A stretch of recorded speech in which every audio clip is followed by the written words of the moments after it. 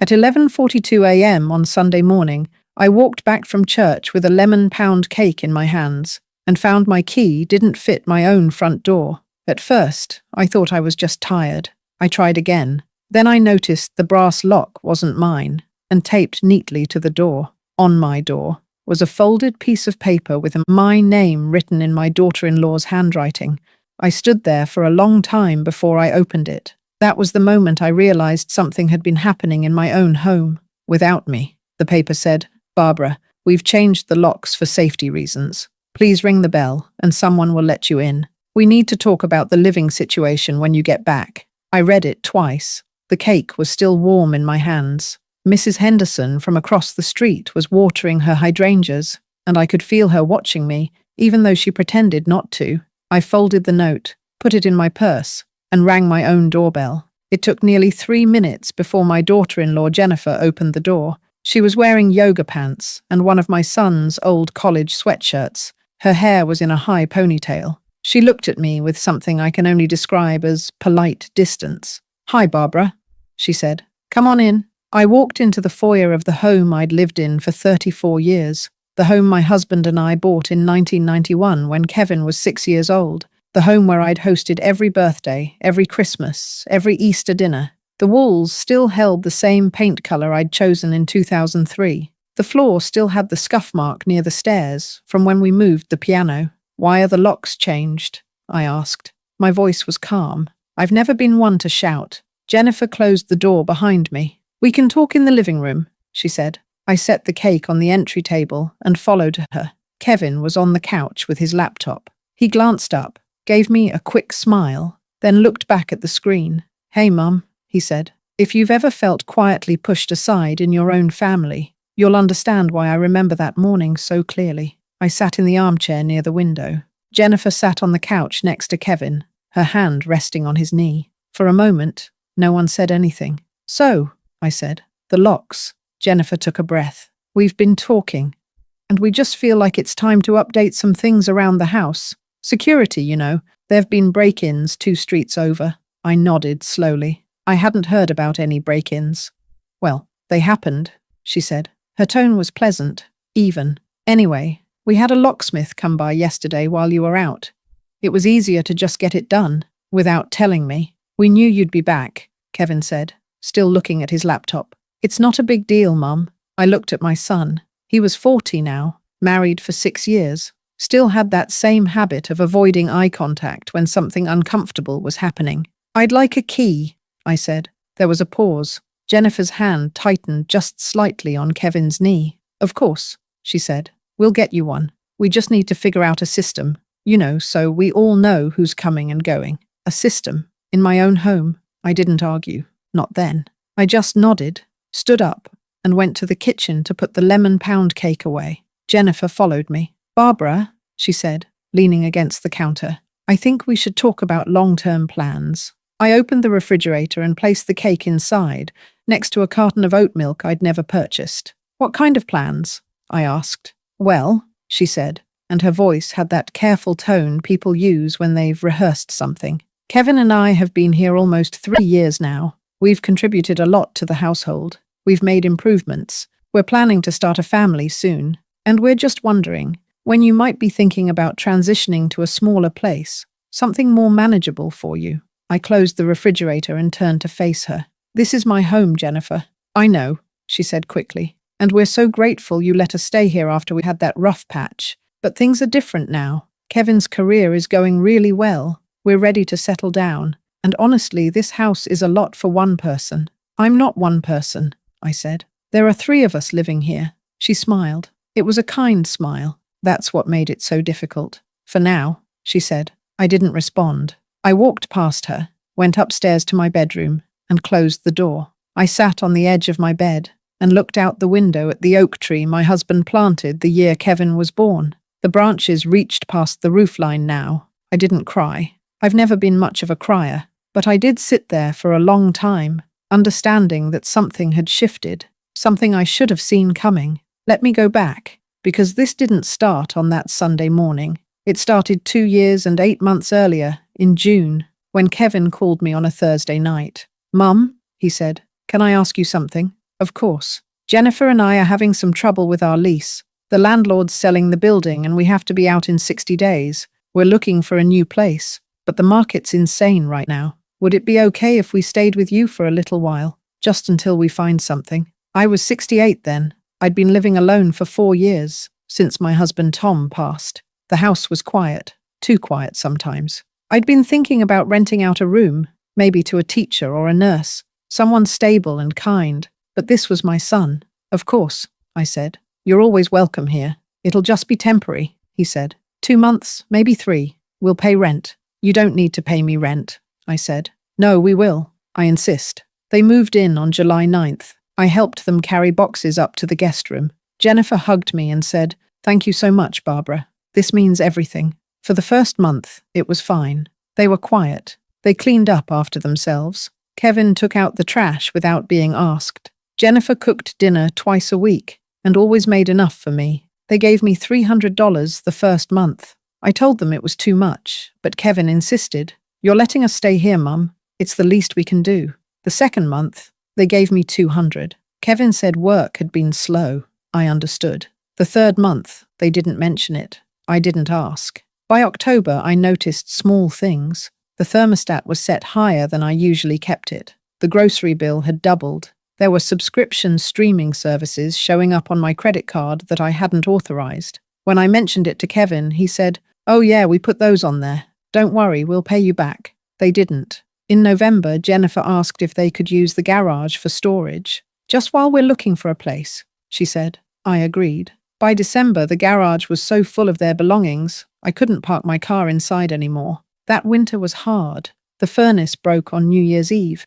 The repair cost $1,900. Kevin said, "We'll split it with you, Mum." I paid the full amount. They never brought it up again. In February, they repainted the guest room without asking. Jennifer said it was too depressing the way it was. The color was a deep charcoal gray. I didn't like it, but I didn't say anything. It was temporary after all. Spring came. They were still there. I asked Kevin one Saturday morning gently if they'd had any luck finding a place. "The market's still crazy," he said. "Everything's overpriced. We're being smart about it." "I understand," I said, "but it's been almost a year." "I know, Mum. We appreciate your patience." Jennifer came downstairs then, holding her phone.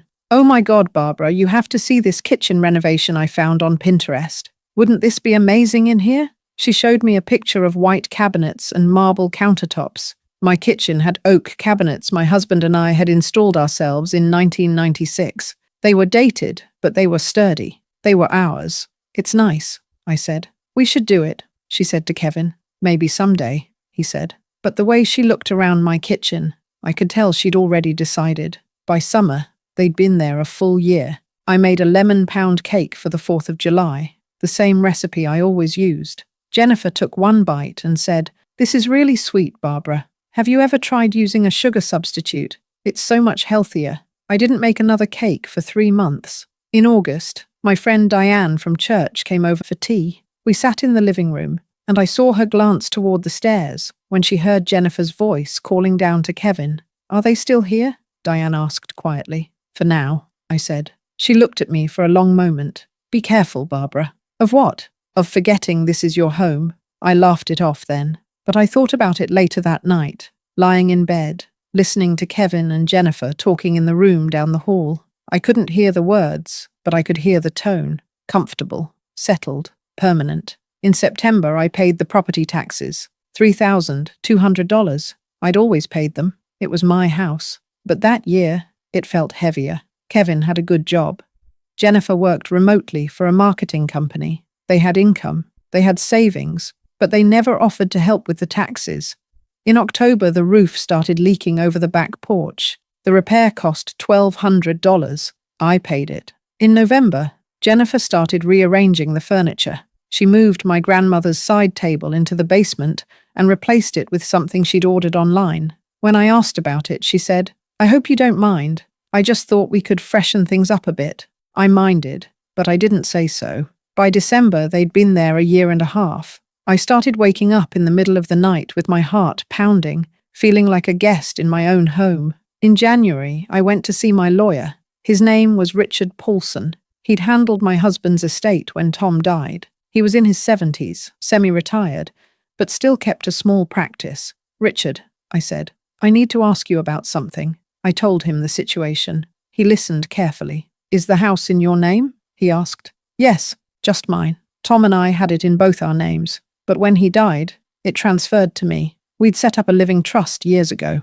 "Good," he said. "Has Kevin ever asked you to add his name to the deed?" "No."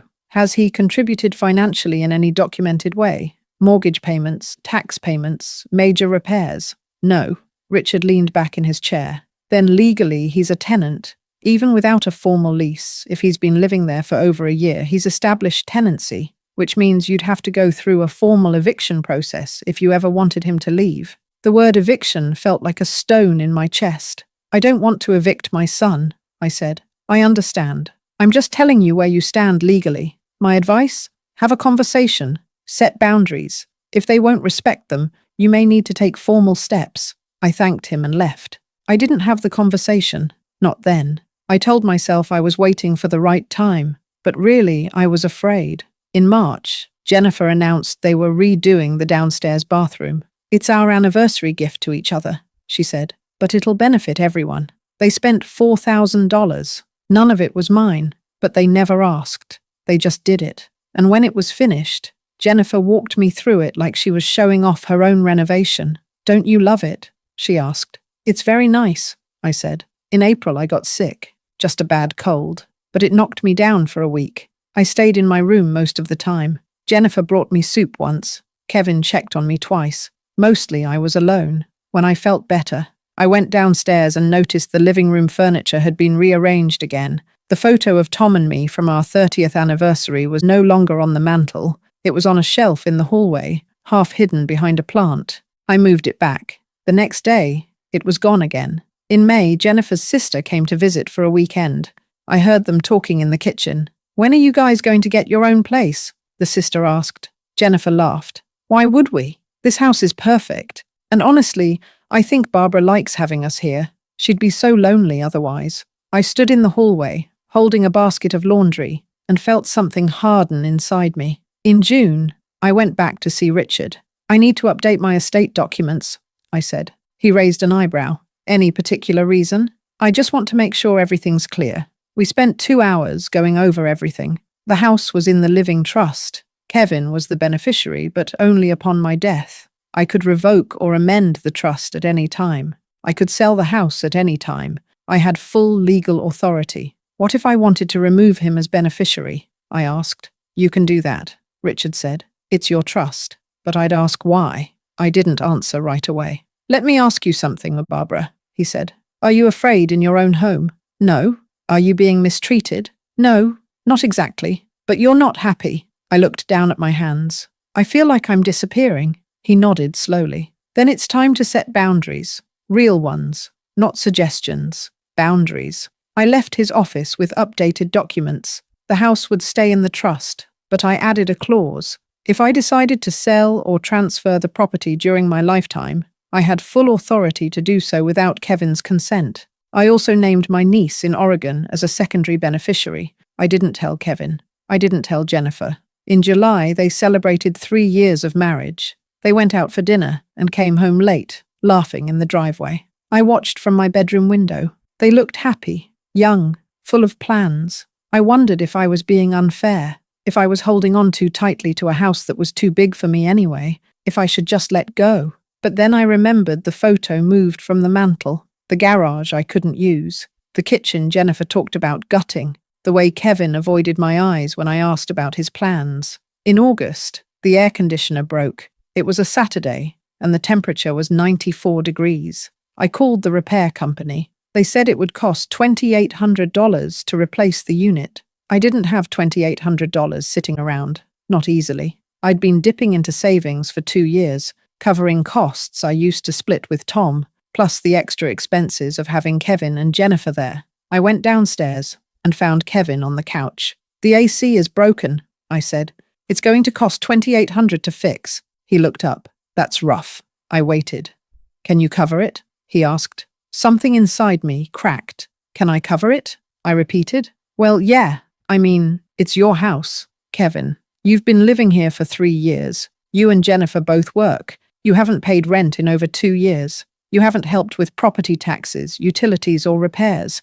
And now the air conditioner is broken and you're asking if I can cover it? He blinked. Mom, we've contributed. How? We buy groceries sometimes. We did the bathroom. You redid the bathroom for yourselves. You didn't ask me. You didn't include me. Jennifer appeared in the doorway. Is everything okay? The AC is broken, Kevin said. She looked at me. Can we set up a payment plan or something? I stared at her. A payment plan? Well, yeah. We're a little tight right now. We're saving for a down payment. On what? She hesitated. On a house. The room felt very still. You're saving for a house, I said slowly, while living rent-free in mine. We've talked about contributing more, Kevin said quickly. We just need a little more time. It's been 3 years. We know, and we're grateful. I don't want gratitude, I said. I want help.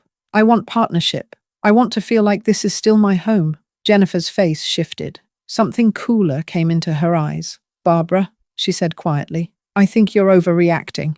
And that's when I knew. I wasn't overreacting. I was finally reacting. I paid for the air conditioner. I put it on a credit card. In September, I started documenting everything. I kept a notebook in my nightstand. I wrote down every expense I covered. Every conversation where they promised to help and didn't. Every time Jennifer rearranged my house without asking. Every time Kevin looked away when I needed support. I wasn't planning anything yet. I was just keeping track. In October, Jennifer started talking about Thanksgiving. She wanted to host. She wanted to invite her parents, her sister, her brother-in-law, their 2 kids. That's a lot of people, I said. I know. It'll be so fun. I'm thinking we'll do a Friendsgiving theme. Very casual. I found these amazing centerpieces online. I usually cook Thanksgiving, I said. Oh, I know. But you've done it for so many years. Don't you want a break? Not particularly. She smiled. Well, we can talk about it. But the way she said it, I knew the decision was already made. In early November, she ordered decorations, fall-themed signs that said things like, gather and blessed. She hung them in my dining room. She bought new placemats and cloth napkins. She rearranged my china cabinet to make room for serving platters I'd never seen before. I watched her transform my home into her vision, and I said nothing. The Sunday before Thanksgiving, I went to church. It was a quiet service. The sermon was about the story of Naboth's vineyard, about King Ahab and Jezebel taking what didn't belong to them. I sat in the pew and felt the words settle into me. After the service, I stayed for coffee hour. Mrs. Patterson from the women's group asked how I was doing. I'm fine, I said. She looked at me carefully. How's Kevin? He's good? Still living with you? Yes, she nodded. You're a good mother, Barbara. I didn't feel like a good mother. I felt like a fool. That afternoon, I made the lemon pound cake. I'd started making it again, even though Jennifer never ate it. I made it for me, because it reminded me of who I was before I started disappearing. And that's what brought me to that Sunday morning in late November. The cake in my hands. The lock that didn't fit. The note taped to my door. After Jennifer told me they were thinking about when I might transition to a smaller place, I spent the rest of that Sunday in my room. I heard them downstairs, cooking dinner, watching TV, living their life in my house. Around 8 that evening, Kevin knocked on my door. Mom, can I come in? Yes. He opened the door but stayed in the threshold. Hey, I just wanted to check on you. You've been up here all day. I needed some time to think about what Jennifer said. Yes, he sighed. She didn't mean it the way it sounded. How did she mean it? She's thinking about the future. We both are. We want to start a family and we need space. And this house is really big, and you're here alone most of the time. I'm not alone. You're here. I know, but Mum, be realistic. You're almost 70. This house is a lot to maintain. Maybe it would be good for you to downsize. Something easier. A condo, maybe. 1 floor. I looked at my son. He had Tom's eyes, Tom's jawline, but Tom would never have said these words. This is my home, Kevin. I know. And no one's trying to take it from you. We're just talking about options. Options for me to leave. Options for everyone to be comfortable. I'm not comfortable now. He shifted his weight. What do you want me to say, Mum? I want you to acknowledge that you've been living here for 3 years without contributing fairly. I want you to acknowledge that this is my house, not yours. I want you to stop letting Jennifer make decisions about my home without asking me. His face tightened.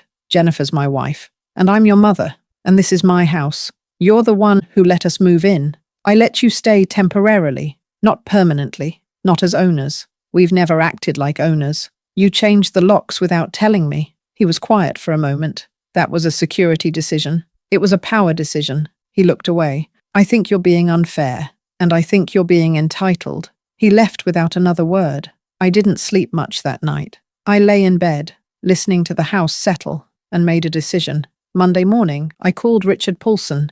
"I need to know my options," I said. "For what?" "For taking my house back." We met that afternoon.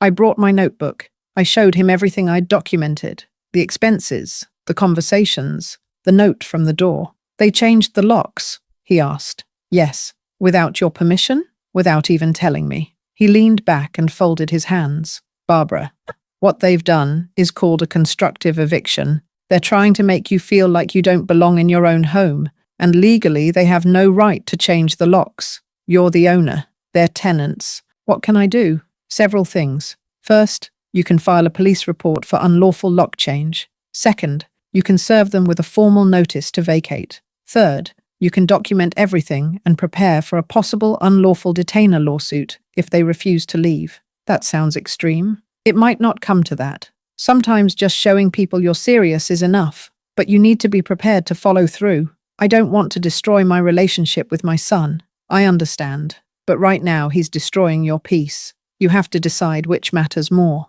I thought about that for a long time. "What's the first step?" I asked. "The first step is a formal written notice. 30 days. Clear and legal. I can draft it for you. And if they don't leave, then we go to court." I took a breath. "Do it." He drafted the notice that afternoon. It was simple and direct. "To Kevin Marshall and Jennifer Marshall, you are hereby notified that your tenancy at address is terminated effective 30 days from the date of this notice. You are required to vacate the premises by date. Failure to comply will result in legal action. This notice is issued by Barbara Marshall, legal owner of the property." I signed it. Richard had it notarized. He handed me 2 copies in sealed envelopes. "You can deliver these yourself, or you can have them served by a process server." I'd recommend the process server. It's more formal and there's legal documentation. "I'll do it myself," I said. "Are you sure? It's my son. I should be the one to tell him." I went home that evening.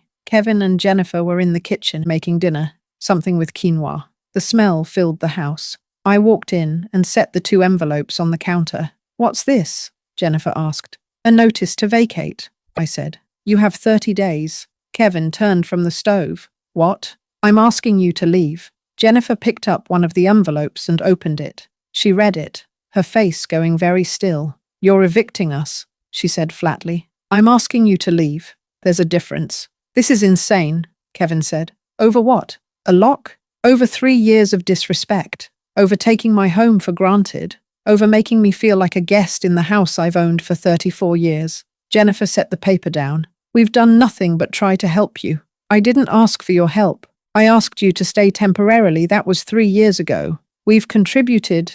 You haven't. Not meaningfully. I've documented everything. Every utility bill, every repair, every cost. You've lived here almost entirely for free while saving for your own house." Kevin's face was red. "You never asked us to pay more. I shouldn't have to ask. You're adults. So now you're just kicking us out. Where are we supposed to go? You're both employed. You've been saving for a down payment. You'll figure it out. You have 30 days. Jennifer's voice went cold. "This is about control, isn't it? You can't stand that we've made this place feel like ours. It's not yours," I said quietly. "It's mine." She laughed, sharp and bitter. "You're a lonely old woman who can't let go." I felt the words hit, but I didn't flinch. "Maybe," I said, "but I'm a lonely old woman with legal ownership, and you have 30 days. I walked out of the kitchen and went upstairs. I heard them talking for hours that night. Raised voices. Jennifer's sharp and indignant. Kevin's defensive and confused. I didn't hear what they said. I didn't need to. The next morning, I found Jennifer in the kitchen. She was on her phone, pacing. When she saw me, she ended the call. "We're not leaving," she said. "Excuse me? You can't just kick us out. We have rights. We've lived here for 3 years. We've established tenancy. You'd have to take us to court, and that'll take months, maybe a year." I poured myself coffee. I'm aware. So this is just a power play. You want us to beg. I want you to leave. We're not going to. I looked at her. She was younger than me. Stronger, probably. Certainly more convinced of her own righteousness. But I'd lived 7 decades. I'd buried a husband. I'd raised a son. I'd survived more than she knew. Then I'll see you in court, I said. She blinked. You wouldn't. Try me. That afternoon I went back to Richard's office. They're refusing to leave, I said. I thought they might. Okay, we file an unlawful detainer lawsuit. It'll take a few weeks to get a court date. But once we do, the process moves quickly if you have clear documentation. I do. Good. We'll also file for a civil standby. What's that? It's when you request a police presence during the eviction process. It's not an arrest. It's just to keep the peace and ensure everything happens legally. The thought of police at my house, removing my son, made me feel sick, but I nodded. We filed the paperwork the next day. For the next 2 weeks, Kevin and Jennifer stayed in the house. They didn't speak to me. They avoided me. When I walked into a room, they left. Jennifer started making calls. I heard her on the phone with her mother, with friends, telling them I was throwing them out for no reason, telling them I was cruel, telling them she didn't know what had happened to me. Kevin tried once more. He came to my room on a Thursday night. Mum, please, can we talk about this? What's there to talk about? We'll start paying rent. Real rent. We'll help with the bills. Why now? Why not 2 years ago? Because we didn't realize how you felt. I told you how I felt. Multiple times. You didn't listen. We'll listen now. I looked at him. My son. My only child. Kevin, if you'd come to me 6 months ago and said, Mum, we want to stay long term. Let's work out a real arrangement. Let's split costs fairly. Let's make this a partnership. I would have said yes, but you didn't. You just took. And when I pushed back, Jennifer called me a lonely old woman who can't let go. He winced. She didn't mean that. She did. And maybe she's right. Maybe I am lonely, but I'm also the owner of this house, and I get to decide who lives in it. I'm your son. I know, and I love you, but that doesn't mean you get to take my home from me. He left. He didn't try again. The court date was set for mid-January. In the meantime, the house was silent and tense. I started eating my meals in my room. I went to church every Sunday and stayed for coffee hour just to be around people who didn't look at me like I was the villain. Mrs. Patterson asked me how things were going. They're complicated, I said. Are Kevin and Jennifer still with you? For now. She patted my hand. You're doing the right thing, Barbara. Don't let anyone tell you otherwise. I wasn't sure I believed her, but I appreciated the words. In early January, 3 days before the court date, Kevin came to me one more time. Mum, he said, we'll leave. We'll be out by the end of the month. Just drop the lawsuit. Why? Because I don't want this on our record. Jennifer's applying for jobs. An eviction will show up on background checks. You should have thought of that before refusing to leave when I asked. His jaw tightened. You're really going to do this? You really gave me no choice. He stared at me for a long moment. Then he nodded. Fine. They moved out on January 28th. It took them 2 days. I stayed in my room while they packed. I heard furniture scraping, boxes being taped, Jennifer's voice low and angry on the phone. On the morning of the 28th, I came downstairs. The house was full of boxes and empty spaces. Kevin was carrying a lamp to the truck. Jennifer was wrapping dishes in the kitchen. She saw me and stopped. I hope you're happy, she said. I'm not, I said, but I'm at peace. She laughed bitterly. You're alone. I've been alone before. She went back to wrapping dishes. Kevin came in for another load. He didn't look at me. By noon, they were gone. I walked through the house, slowly. The guest room was empty. The walls, still that dark grey Jennifer had painted. The bathroom they'd renovated was clean but impersonal. The living room furniture was back where I'd originally had it, because they'd only taken what was theirs. I sat in my chair by the window and looked out at the oak tree. The house was quiet. For a long time, I just sat there. The next few months were strange. I cleaned out the guest room, repainted it a soft cream colour. I put my grandmother's side table back in the living room. I moved Tom's photo back to the mantel. I went to church every Sunday. I made lemon pound cakes again and brought them to coffee hour. People asked about Kevin. I said he was doing well. I didn't elaborate. In March, Kevin called. Mum, he said, Can we talk? Yes. Jennifer and I found a place, a condo, 2 bedrooms. We're closing next week. That's wonderful. There was a pause. I'm sorry, he said, for how things went, for not listening, for taking advantage. I closed my eyes. Thank you. Do you think we can try again? Slowly? I'd like that. Maybe we could meet for coffee sometime. I'd like that too. We did meet for coffee. In April. It was awkward at first. He asked about the house. I asked about the condo. We talked about small things, safe things. Jennifer wasn't there. He said she wasn't ready yet. I understood. We met again in May, and again in June. Slowly, carefully, we started rebuilding something. It wasn't the same. It would never be the same, but it was something. In July, I put an ad in the church bulletin. Room for rent, quiet home, prefer mature, responsible tenant. A woman named Margaret responded. She was 72, a retired librarian whose husband had passed 2 years earlier. She was looking for somewhere peaceful. We had tea. We talked for 2 hours. She loved lemon pound cake. She moved in August. We're not best friends. We're not family, but we're respectful. We split the bills fairly. We take turns cooking dinner. We sit in the living room some evenings and read in comfortable silence. The house feels like mine again. One Sunday in late November, almost exactly a year after the locks were changed, I made a lemon pound cake and walked to church. The air was cool and clear. The service was about gratitude. Afterward, I walked home with the cake in my hands. I put my key in the lock, and it fit. I went inside. Margaret was in the kitchen making tea. Want some? She asked. Please. We sat at the table together. I cut 2 slices of cake. We ate in quiet companionship. Later, I went upstairs and sat by the window.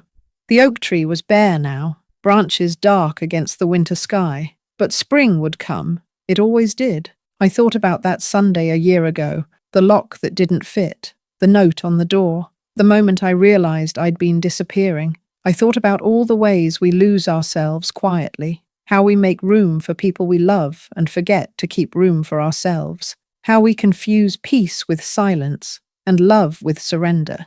I'd spent so much of my life being accommodating, being kind, being understanding, and those aren't bad things. But somewhere along the way, I'd stopped asking what I needed. I'd stopped protecting my own boundaries. It took having my locks changed to understand that. I'm 70 now. I don't know how many years I have left, but I know they're mine. This house is mine. This life is mine.